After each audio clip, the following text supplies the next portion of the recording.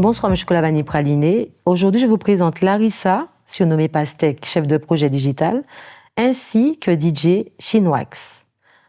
DJ Chinwax, j'ai eu du mal, hein. J'ai vraiment eu du mal. Je disais Chinawax, chinois, tout ce que tu veux. Pourquoi ce nom? Alors, pour répondre simplement, ce nom, c'est beaucoup de choses, déjà. Et la première chose qui va peut-être rester frappante aux gens qui vont me rencontrer, c'est que j'ai les yeux un petit peu bridés. Oui, c'est vrai. Donc ça, c'est quelque chose qui est resté dans le surnom au collège, au lycée, quand j'étais déjà dans la musique en train de faire mes petites marques. Et puis, au-delà de l'aspect yeux chinois, c'est un concept que je trouve en fait très attirant. Tout ce qui est autour de la culture chinoise. Et en fait, pour moi, ça représente en fait la façon avec laquelle je travaille dans la musique. C'est-à-dire que se lever tôt, dormir tard, travailler tous les jours comme un Chinois, c'est toute ma vie. Mais pour la musique. Et j'ai aussi... En fait, j'ai été matrixé par ça quand j'étais petit. Les arts martiaux, tout ça. Donc, tout ça, j'ai un attrait pour la géographie de manière générale. Donc, comme c'est vraiment la Chine qui me manquait vraiment quand j'étais petit.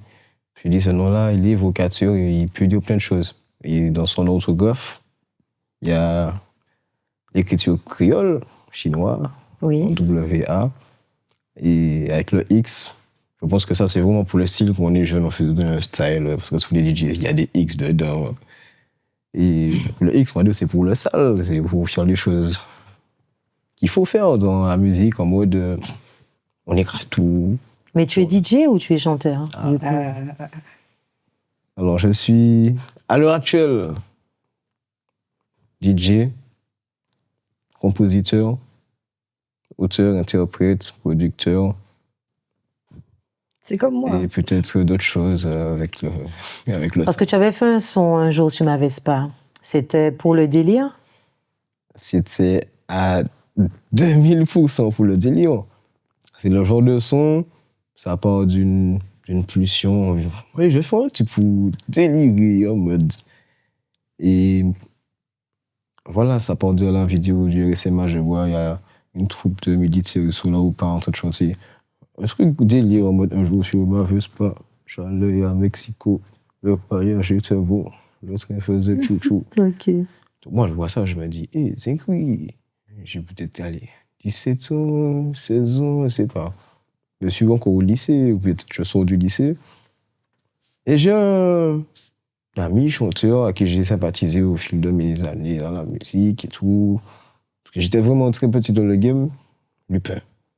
Lui dit, ah ouais, lui, c'est le gars qui chante bien les délires et tout, j'aime bien, parce que j'aime bien donner la force aussi aux gens dans l'underground qui sont pas forcément en lumière des fois. Depuis petit, hein, c'était un truc qui est légitime en tant que jeune de vouloir ne pas se faire aux gens subir ce qu'on te fait subir. Tout à fait.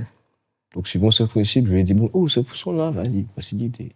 Puis là, on voit la partie texte, où j'ai déjà mis des trucs en mode moi dedans. Bon. C'est le carnaval, c'est l'idée qui est dans la tête. C'est ça, le carnaval, exact. C'est beaucoup de jurons, comme on dit. Mais aujourd'hui, tu reviens avec quelle marque? Est-ce que tu reviens avec le style de Vespa ou tu reviens avec un autre style de musique? Eh ben justement, en ayant compris le processus musical instinctif de faire les choses en mode « Ah, je fais un truc pour faire ci, pour faire ça, putain. » Ton truc se matérialise d'une façon que tu t'y attends pas, comme Vespa, qui est un délire. Hein. Mais j'ai pas fait que de son délire. Eh ben, avec la maturité, musicalement, j'ai une illumination, une autre vision, mise à jour, prise de conscience. Je me dis, bon, ça fait 5 ans que j'ai commencé à chanter, là je vais revenir. Et tu reviens avec plus quoi? mature, avec quelque chose de significatif, c'est parler avec des choses en cachet, transmettre des messages, des textes, faire attention à ce qu'on dit dans la musique, parce que c'est très important. Alors je veux un refrain de la musique que tu as pu lâcher, il me semble, devant le tribunal lors du procès de Rodrigue Petito. Alors tout va commencer par cette chanson, cette année, dans un retour artistiquement que je prévois, sur Envoyé, tous les mois, c'est pas un truc. C'est quoi le refrain? Pas comprendre où, mafia, toujours ni pli, mafia, si vous voulez jouer les mafia, Les petits a fini mafia. Et pourquoi tu dis ça? C'est une réalité de vie qui m'a frappé. Du haut de mon jeune âge, je me suis dit, la jeunesse et le monde de manière générale a besoin d'entendre une voix qui vient de la jeunesse pour parler de bonnes choses, mais en allant chercher des sujets vrais, réels, et bien symptomatiques dans la société dans laquelle on vit. Donc tu es conscient que la violence quand même est présente en La Martinique. violence est présente en Martinique. Et tu penses quoi de ça? Mais moi, ayant grandi dans un milieu où c'était la violence, on est la réalité en Martinique et je pense que c'est une condition de vie. On ne demande pas à venir sur le terre et puis voilà, c'est là qu'on vit, c'est là qu'on vit. Oui, mais c'est dommage, ça fait beaucoup de dégâts. Ça cette fait violence. beaucoup de dégâts et j'ai eu peut-être un quart de siècle de ma vie pour m'en rendre compte, 20 ans de ma vie. Et moi, j'ai un avis sur ça, c'est que déjà, on sait très bien que la violence amène la violence. En fait, c'était vraiment pour moi, pour vraiment donner aux jeunes de ma génération, voire plus petits, voire peut-être plus grands, de se dire que la violence, oui, mais à quel prix? Et est-ce que dans tes paroles, tu fais comprendre ce message-là? C'est le but. Alors, qu'est-ce que tu faisais hier, près du procès? Qu'est-ce qui t'a donné envie d'y aller? Alors, ce qui m'a donné envie d'y aller, mais ça part d'un brainstorming avec mon équipe, avec ma responsable marketing. Et on se dit, bon, je lui présente le projet. Je l'ai fait depuis septembre le son. Depuis que je suis rentré, j'ai vu partout ça brûle, je suis bloqué dans des ronds-points, c'est un feu, ok. Je sais pourquoi on se bat. Pourquoi? On se bat pour avoir une vie meilleure, parce que je pense qu'on peut avoir des libertés qu'on aurait dû avoir si on avait vraiment le contrôle de nos richesses et de notre productivité locale. Et j'ai l'ambition de survivre au bien de ma Martinique en tant que Martiniquais. Si on doit passer par la musique et mener des actions en tant qu'humain sur différents plans, je le fais. Parce qu'en fait, je vois pas d'autre solution que de faire les choses bien. Même si des fois ça se passe mal, on n'a pas toujours envie de suivre la même ligne directrice, mais il faut faire les choses bien. Mais s'il fallait que tu changes quelque chose ou que tu apportes une aide sur ce combat-là, qu'est-ce que tu aurais fait? Ça peut passer par tout et n'importe quoi. Ça peut commencer par passer un message pour montrer la réalité. Que peut-être, je sais pas, si Dieu veut, dans une dizaine d'années, ça passe par des actions symboliques, on fonde des choses pour nous-mêmes, par nous-mêmes. On peut s'attendre à quoi maintenant pour toi? Des dates? Est-ce que tu as des dates? Est-ce que tu as une sortie, un clip? Alors, le 24 janvier, ce vendredi, Mafia, composé par Mikado, sortira sur les plateformes et sur YouTube. Très bien. Et pour moi, cela symbolisera le début d'une lutte de conscientisation sur un style comme le chata, qui a été beaucoup critiqué, dont je suis pleinement impliqué, parce que c'est mon style de prédilection. Je me dis que c'est gentil, c'est mignon d'envoyer des bangers dans l'espace, sur tous les pays, en disant des choses pour s'amuser. Mais il n'y a pas que ça dans la vie. Et je pense que c'est mon devoir, pour aimer le chata pour ce qu'il est depuis des années, de le faire évoluer dans ce sens-là, puis de montrer que c'est possible d'amener la jeunesse dans une direction positive. Est-ce que tu peux donner aux téléspectateurs tes réseaux sociaux? Alors, bien sûr, vous pouvez me suivre sur Instagram, DJ Chinwax. Et belle, parce que c'est pour moi. Chinwax, c'est H-I-N-W-A-X. Simple. Donc, on dira rendez-vous le 24 ou rendez-vous après? Rendez-vous le 24 et rendez-vous après, allez, le 21 février, mais j'en dis pas plus. Chinwax, donne-moi 2 défauts et 2 qualités. Alors, défaut... Genre, tu réfléchis? Allez, défaut, je dirais la ponctualité. Ah, sans blague. Ah oui. Et un deuxième défaut, je dirais trop bon. Trop bon? Ouais. Ouais. C'est vrai que ça peut être un défaut. C'est une qualité, mais ça peut Je suis être pas du tout sûre. un hein. défaut. Oui, parce que quand tu es trop bon, parfois tu te fais avoir ou les gens abusent de toi. Mais ça reste quand même une très bonne Non, qualité. mais je dis juste ça parce que, allez, c'est à dire, mais il y a juste un milieu. Oui. Alors, Sinon, il est déconcentré hein, quand même comme personne, hein, je tiens à dire ça. D'accord. Et les deux qualités? Mais voilà. qualité. Je suis ambitieux Oui. et je suis très solaire. J'aime beaucoup la joie. J'aime beaucoup ça. Mais du coup, quand je dis un défaut trop bon, je peux dire que, allez, comme je ne m'énerve pas, j'ai une colère noire, genre, je sais pas. Ouais. C'est pas joli. La paix, c'est mieux. La paix, c'est mieux pour tout le monde. Est-ce que tu as un mot pour les chocolats? Alors, si j'aime pour les chocolats, c'est faites l'amour, pas la guerre. Merci beaucoup. Avec plaisir. Je vois que depuis tout à l'heure, là, Mademoiselle Pastèque, elle te regarde en mode. Qui es-tu, jeune fille? Ah voilà. Eh ben, je suis la fille de mes parents déjà, pour commencer, heureusement.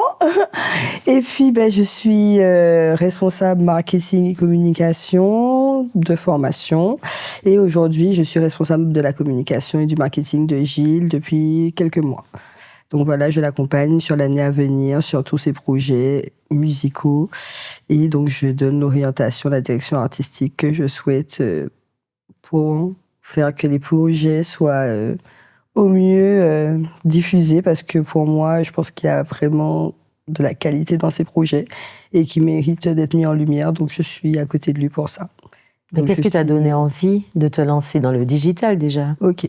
Alors, j'ai commencé par partir il y a 7 ans en France hexagonale. Enfin, maintenant, il y a plus 8 ans, 9 ans. Bon. J'aime pas trop que le temps passe, mais ça fait déjà presque 10 ans que je suis partie en France hexagonale, juste après mon bac. Et j'ai d'abord commencé par faire une licence de droit, une classe préparatoire en classe de sciences politiques. Mais ça ne m'a pas plu. J'avais un besoin de créativité qui n'était pas présent dans les filières que j'avais entamées. Et c'était l'essor des sites internet, du dropshipping, des influenceurs. Et c'est vrai que j'ai commencé à regarder des formations en ligne. Et du coup, j'ai fait un premier site internet qui a très bien fonctionné. Et du coup, j'ai dit à mes parents que je ne souhaitais pas poursuivre l'aventure dans les études longues où je ne voyais pas trop où j'allais dans un court terme, on dira. Et du coup, mes parents m'ont dit, pas du tout, tu ne vas pas commencer à faire un site internet alors que tu n'as pas de diplôme, donc tu vas faire un diplôme, je sais pas lequel, ouais, je sais pas à quoi, mais tu vas faire un diplôme, parce que ton histoire de site internet, ça va durer 3 minutes. J'ai dit, ok, du coup, je vais faire un diplôme en lien avec ce que j'aime bien faire. Ils m'ont dit, bof, parce que ça fait 2 ans que tu es en train de te promener en France, on t'a pas envoyé en France te promener, donc tu vas pas faire Dora l'exploratrice des formations. J'ai dit mais oui, je vais aller quand même. Et du coup, j'ai par la foi et détermination, je suis montée à Paris. J'étais à Toulouse à l'époque. Et du coup, je suis montée à Paris, j'ai cherché une alternance et j'ai fait un cursus de 5 ans. Enfin, j'ai sauté une année puisque j'avais une L1 de droit. Mais j'ai fait un cursus, un bac+5 dans le domaine. Donc d'abord un bachelor e-business, social media et web marketing, puis un master web marketing, expert, chef de projet. Et du coup, c'était en alternance. Du coup, ça m'a donné plusieurs expériences en alternance qui ont été vraiment diverses. J'ai d'abord vendu des logiciels dans le BTP. Ensuite, j'ai travaillé dans l'éducation dans une boîte. En fait, tu te rends compte que les écoles privées, ce sont des groupes d'écoles. Donc, en fait, je travaillais dans un siège d'un groupe avec plusieurs écoles dedans. Et ensuite, j'ai travaillé dans l'un des plus gros médias de France, à savoir eWorld Media, qui incube des sociétés et donc qui avait fait incuber une start-up et ils avaient développé une assurance en lien avec tous les journaux qu'ils diffusent. Il faut savoir que eWorld Media, c'est tous les magazines comme l'Autojournal, Grand Gibier, tous les magazines thématiques. Et du coup, j'avais pour mission de développer tout ce qui est site internet et communication, d'assurance miroir qu'ils avaient développé, genre une assurance habitation qui serait diffusée sur maisons et villas. Très bien. Oui, mais quand tu as fait tout ça, qu'est-ce qui t'a donné envie? Pourquoi tu n'es pas resté travailler en métropole? Pourquoi rentrer aux Antilles? Alors, il y a beaucoup de choses. D'abord, après ces 3 années d'alternance, malgré, je pense, mes tuteurs étaient très, très contents de m'avoir, j'ai malheureusement été pour moi victime d'un abus du système parce qu'aujourd'hui, je suis arrivée dans la génération Covid, dans la génération où on a donné des aides aux entreprises pour pouvoir avoir des alternants. Et plus souvent que rarement, pour ne pas dire dans toutes mes expériences, j'ai estimé avoir été exploitée et n'avoir rien appris parce que je n'avais pas de personne au-dessus de moi qui avait des compétences similaires aux miennes. J'étais juste livrée à moi-même et étant très indépendante et déjà très autonome, on me confiait juste des tâches. Fais une page de magazine, fais un site internet, fais une publication, mais en fait la personne elle n'avait aucun avis objectif pour me corriger, En fait, je travaillais, j'étais juste chargée de communication, responsable marketing, mais je gagnais 900 € parce que j'étais en alternance. Et ça, je pense que c'est une des expériences qui m'a dégoûtée du salariat et qui m'a fait me dire tout de suite, mais pas du tout Larissa, tu vas être à ton compte, surtout en plus dans les missions que je faisais, du coup, comme des fois c'était des petites sociétés, ils employaient des prestataires extérieurs comme des agences de com, etc.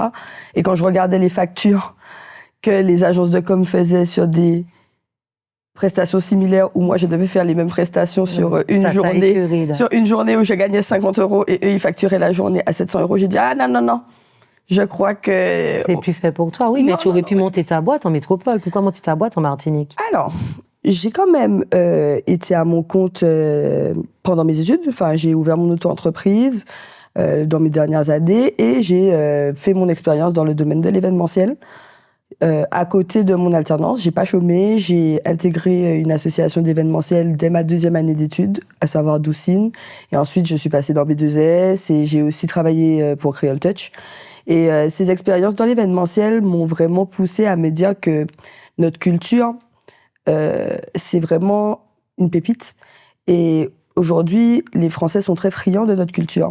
Les Français ne demandent que ça. En fait, si on a un avantage qu'on pourrait vraiment valoriser aujourd'hui et qui n'a pas de prix parce que ça ne s'achète pas, c'est la culture qu'on a. Et mes années en France ont été très belles. J'ai vraiment aimé ma vie à Paris. Vraiment, Paris, mon amour.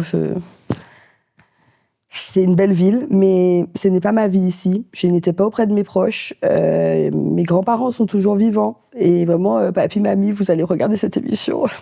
Vraiment, je vous aime de tout mon cœur. Et je pouvais pas, ça faisait 7 ans que j'étais partie, je pouvais pas me dire que mes grands-parents allaient fermer leurs yeux et que j'étais pas auprès d'eux, que je profitais pas d'eux des derniers instants. C'est triste, mais c'est ça aussi la vie. C'est ça. Et j'avais vraiment ce besoin de retourner auprès de mes proches. Je suis enfant unique, donc voilà, laisser ses parents, laisser même ses propres parents, même si mes parents ils sont pas vieux.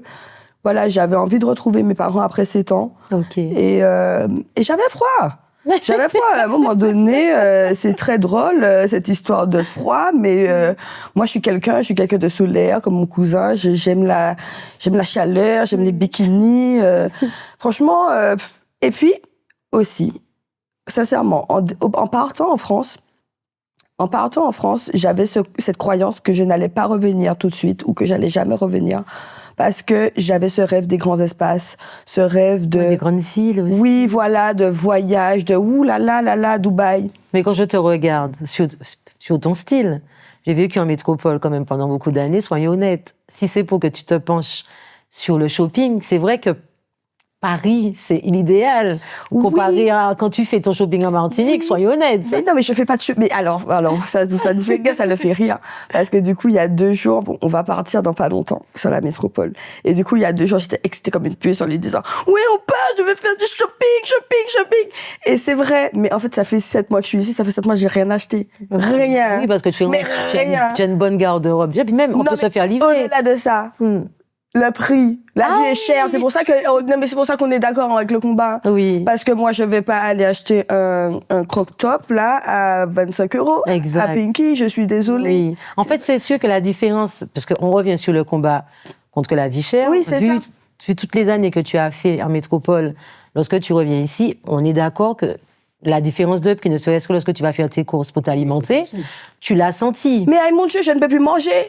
mais c'est quand même une réalité. C'est ce que je lui disais. Alors, c'est vrai que nous, en plus, comme on a une vie quand même assez chargée, on mange souvent dehors. Mais je lui dis, mais en fait, à regarder le prix des courses, autant manger dehors. Alors, c'est clair, on mange mal, on mange McDo, on mange pizza. Oui. Mais quand tu vas au supermarché, tu n'as pas une viande en dessous de 7 ou 8 euros. Exactement. Donc, en fait, tu ne peux pas manger chez toi en dessous de 7 ou 8 euros. Donc, quand tu vas au McDonald's et que tu payes 10 euros, tu as juste payé 2 euros de plus et tu n'as pas sali la poêle, tu n'as pas passé de temps.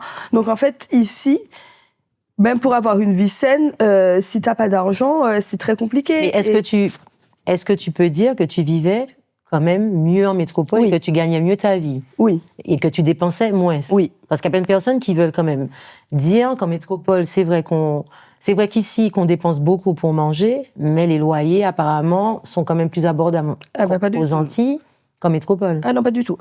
Alors, moi, pour être très honnête... C'est pareil. C'est exactement... En tout cas, sur la région parisienne. Après, moi, j'ai vécu dans le sud. C'est clair que dans le sud, c'est différent. Hein. Dans le sud, c'est moins cher. Ça, c'est sûr. Par contre, pour moi, la vie à Paris et en Martinique, la vie à Paris reste moins chère parce que j'habitais en banlieue, j'allais faire mes courses à Lidl. C'est pas les prix que pratique quelle que soit la grande surface ici. Exact. Et non, oui, je mangeais du magret de canard pour 5 euros. Là, j'achète un magret de canard 10 euros, 12 euros. Non, pas du tout. Pas du tout. Donc, en fait, il faut ici vraiment travailler énormément, surtout en tant qu'indépendant. 2 fois plus. Vraiment pour pouvoir maintenir une qualité de vie. Et oui, effectivement, on dépense moins d'argent dans le sens où je vais pas aller acheter un sac puisqu'il n'y a pas de sac à acheter. Oui. Donc, forcément, tu vas pas, tu n'es pas dans un train de vie où tu aimes quand même sortir. Tu as quand même travaillé pour différentes boîtes événementielles en métropole. Est-ce que tu peux dire que même sous les sorties, tu dépenses plus en Martinique? Alors aujourd'hui, la question est un peu controversée parce que je ne sors plus beaucoup. Ok. À vrai dire, mon retour en Martinique s'est accompagné d'un grave accident. Ok. J'ai eu un grave accident de quad sur lequel je vais pas m'étaler, mais bon, j'ai failli perdre ma jambe. Et c'est vrai que il y a un changement de vision de ma part. Je pense un rapprochement envers Dieu. Et vraiment, c'est le monde de la nuit. Je m'en suis éloignée. Je ne suis pas fermée. J'ai pas fermé les portes à ce monde parce que c'est un monde que j'aime. Oui. Mais aujourd'hui, je ressens moins le besoin d'aller en soirée, de boire. Je ne bois plus du tout d'alcool. Pourquoi? Parce que j'estime qu'avant, je buvais de l'alcool et je voulais toujours aller dans l'excès. C'est-à-dire que je ne voyais pas l'intérêt de boire. Je n'aime pas le goût de l'alcool. Je buvais parce qu'il fallait être un peu ouhou. Ok. Mais est-ce que... C'était une bonne chose? Non, je pense que si on est vraiment aligné, heureux, on n'a pas besoin d'alcool pour pouvoir faire la fête. Et moi, je suis quelqu'un qui, effectivement, fait la fête. J'aime ça, je suis joie de vivre de ouf. Donc, en fait, j'ai pas besoin d'alcool pour faire le clown, danser, m'amuser. Donc, j'ai arrêté l'alcool et ça me manque pas. Mais après, j'ai beaucoup de croyances personnelles et religieuses qui font que... Je dirais pas religieuse, c'est plus spirituelle, parce que la religion, c'est encore un autre débat. Oui, mais aujourd'hui, j'ai pas. Mais la religion ou la spiritualité, la croyance, tu l'avais pas avant en métropole. Est-ce que c'est arrivé ici que tu l'as eu? J'ai toujours eu la croyance, mais disons que je ne respectais pas. Ok. Genre, je savais que Dieu existait, mais je n'avais pas spécialement encore décidé que c'était mon problème. Ok. Sauf que la vie te montre que tu dois... faire des choix. Oui, et si tu veux aller vers une meilleure version de toi-même, il faut que tu puisses écouter Dieu. Mais bon, là, je te sens très émue. Je sens que ce sujet de spiritualité te touche. Pour revenir sur ta venue en Martinique, je te dis vraiment respect, parce que tu l'as dit, il y a les parents, on a envie d'être proches. Je sais que les enfants d'aujourd'hui, parfois, sont ingrats. Il y a beaucoup de personnes, beaucoup de jeunes qui ne rendent pas visite à leurs déjà parents, leurs grands-parents, c'est pire. Et c'est dommage parce que les grands-parents, je ne dis pas qu'ils sont plus importants que les parents, mais il y a un plus, il y a un truc, il y a une fierté. Oui. Ils ont un amour, tu vois. Donc, j'ai perdu ma grand-mère. Je peux te dire que lorsqu'elle est partie, j'étais anéantie. Et on pourrait dire, oui, mais c'est ta grand-mère, c'est pas ta maman. Oui, mais la grand-mère a quelque chose de puissant. Donc, je peux comprendre que tu as quand même fait un choix. C'est un sacrifice de quitter la métropole avec, on va dire, pas la belle vie, mais avec les choses que tu avais et qu'en Martinique, tu n'auras peut-être pas facilement. Parce que pour pouvoir survivre et non survivre, parce qu'en Martinique, soyons honnêtes, nous survivons à la vie chère. Mais après, Donc, je pense que c'est aussi une question d'ambition et de croyance, parce que depuis que je suis rentrée, et c'est ce que j'ai dit à mon entourage proche, moi j'ai vraiment la conviction, après que j'ai hérité de ma famille, hein, ma grand-mère a été une femme qui a toujours eu beaucoup de conviction envers la Martinique, et en fait, même si aujourd'hui moi je ne veux pas m'appliquer en politique, ça ne m'intéresse pas spécialement, j'estime que j'ai mon rôle à jouer dans le développement de la Martinique, et quand je suis partie en France et que je me suis rendu compte que j'étais pas chez moi, mon seul objectif a toujours été de rentrer et d'apporter ma pierre à l'édifice, et en fait de ramener chez moi justement toutes les connaissances, tout ce que j'aurais emmagasiné en France pour pouvoir développer mon île, parce que finalement j'ai chez moi ce que tout le monde vient chercher en vacances, tout le monde rêve de voir, tout le monde rêve de voir palmiers, cocotiers, mer bleu turquoise, sable blanc, sable noir, montagne. En fait, il faut regarder le regard des étrangers quand ils nous regardent, nous, avec notre belle Martinique, oui, et se dire « Hey, mon Dieu, c'est chez nous, donc on va rester chez nous, on va s'occuper de chez nous, et on va surtout pas laisser les gens prendre chez nous. » Parce que si on ne revient pas chez nous, eh ben les autres, ils vont venir. Exactement. Et ils vont prendre, et ils vont faire. Donc, oui, mais comme c'était pas ça l'objectif. Tu fais? C'est-à-dire, financièrement, tu es obligé maintenant de travailler 2 fois plus. Et est-ce qu'il y a de la place sur le marché, dans le digital? Est-ce que les personnes ils ont besoin de ça et ils savent payer comparé à là-bas? Alors, je crois que dans tous les domaines, il y a 2 choses. Il y a d'abord le savoir-faire, parce qu'aujourd'hui, il y aura toujours de la place pour quelqu'un de compétent et d'honnête. Maintenant, on se retrouve sur un créneau qui est très controversé, parce qu'aujourd'hui, la communication, le marketing, le digital, tout le monde décide de dire qu'il sait faire ça. Tout le monde décide de dire qu'il sait manier les réseaux sociaux. Tout le monde décide d'aller sur YouTube pour créer un site internet. Sauf que ce n'est pas ça le digital, ce n'est pas ça le marketing. Il y a vraiment des théories marketing qui ont été posées, comme la psychologie, comme tous les autres domaines. Et je pense que pour en démêler aujourd'hui les vrais experts des personnes qui ont juste fait des formations de 2 jours payées par le CPF sur Internet, c'est compliqué pour un client. Donc aujourd'hui, je pense que malheureusement sur le marché, il y a très peu de gens compétents. Mais il y a beaucoup de personnes, malheureusement. Mais voilà, il y a plein de gens. Il y a plein de gens. Donc comment tu fais? Tu n'as pas peur, toi? Parce que maintenant, je vois que les influenceuses aussi se mettent dans le digital. Moi, je n'ai pas peur parce que... Alors, je t'explique vraiment pourquoi. Chocolat, vraiment. Je ne peux pas avoir peur, puisque finalement, ces personnes ne sont pas compétentes. Donc, à un moment donné, leurs clients vont se rendre compte de leur incompétence. Et leurs clients, alors il y a 2 choix. Soit le client va abandonner la communication, dégoûté par la prestation, va dire « Ah, moi j'ai plus besoin de ça ». Soit il va aller, comme il y a pas longtemps, j'avais des gens autour de moi « Eh mais oui, mais mon site il est pas bon, donc est-ce que tu peux refaire ?» Oui, je vais refaire. Par contre, je vais t'expliquer que ça coûte tant. Et si tu veux me dire, ah non, mais on m'avait dit 500 €, je te dis, ah ben va, surtout va pour 500 €, fais ton site, et puis il n'y a pas de souci, j'aurai d'autres personnes. Mais aujourd'hui, je veux pas machin, mais sincèrement, je refuse du travail. Parce que je manque pas de travail, et les gens qui travaillent avec moi sont contents de mon travail, donc sont dans la demande constante. Tu as quel âge, Larissa? J'ai 25 ans et toutes mes dents. D'accord. J'aurai 26 ans en avril. Pourquoi on t'appelle pastèque? Eh ben, parce que j'ai décidé de m'appeler pastèque, parce que j'aime bien la pastèque. C'est juste la pastèque, c'est fruité, il y a plein d'eau dedans, ça te donne, tu vois, le rafraîchissement. Oui. Eh ben voilà.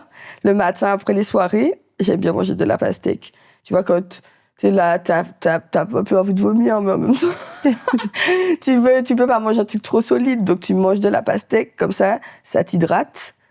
Et ça te cale un petit peu. Et après, tu peux vivre. Quel message peux-tu faire passer? Je dirais à tous les jeunes Martiniquais de croire en leurs rêves, d'être qui ils sont, vraiment, sans filtre. De ne pas avoir peur du regard des autres, du jugement de la famille, de quoi que ce soit. Et de foncer, parce qu'il y a plein de choses à faire. Et on parlait de place sur le marché. Moi, je pense qu'il y a de la place pour tout le monde, pour tous les talents qu'il y a en Martinique, et il y en a beaucoup. Et il faut montrer votre talent au grand jour, faites des vidéos. On est une ère où Dieu nous a donné le pouvoir des réseaux sociaux. Et allons l'utiliser à bien plutôt qu'à mal. Diffusons au monde entier ce qu'on fait. Parce qu'avant, il y avait les kilomètres, la mer, tout ça qui nous séparait. Ma mamie, elle me dit, oui, j'ai pris le bateau, j'ai fait au revoir. Il n'y a pas besoin de ça aujourd'hui. Même si tu ne voyages pas, tu vas, tu ouvres TikTok, tu vois le monde entier. Allez parler aux gens, danser, chanter, slammer, faites tout ce qui vous intéresse, peignez, faites, mixez. Moi, 2025, je fais tout. Et j'y suis très ravie de travailler en famille parce que, c'est ça qui est cool aussi en étant indépendant, c'est de pouvoir faire ce qu'on veut. Et je pense que c'est ça qui permet d'être heureux dans la vie, faire ce qu'on veut, être bien accompagné tout le temps, même dans le travail. Être épanoui, quoi, être aligné avec soi-même. Soyez aligné avec vous-même. Mais je te remercie beaucoup, Larissa. Je te souhaite beaucoup de succès avec ton entreprise. Merci beaucoup. Tu es un petit bébé, ok. Donc, et puis, je suis fière quand même de ton parcours. Merci beaucoup. Tu as beaucoup de diplômes, donc félicitations. Merci beaucoup. Et puis, réussite. Merci. Chinoax, pareil pour toi, réussite.